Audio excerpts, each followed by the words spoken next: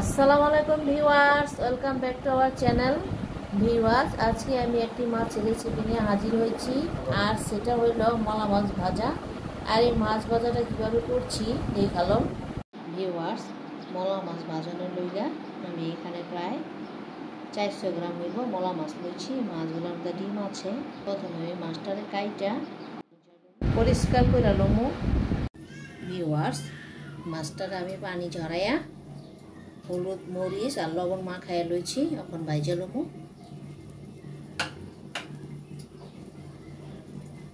চুলায় একটা প্যান বসায় গরম করে লইছি। এখন দিয়া দেবো তেল।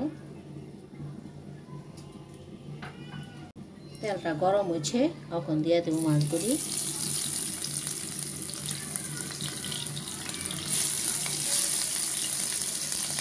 ভিউয়ার্স, যারা এখন আমার রেসিপিটা দেখতেছেন কখনো সাবস্ক্রাইব করেন নাই, প্লিজ সাবস্ক্রাইব করেন আর পাশে থাকা বেল আইকনে ক্লিক করে রাখেন, যাতে পরবর্তী রেসিপিটা সবার আগে আপনার কাছে চলে যায়।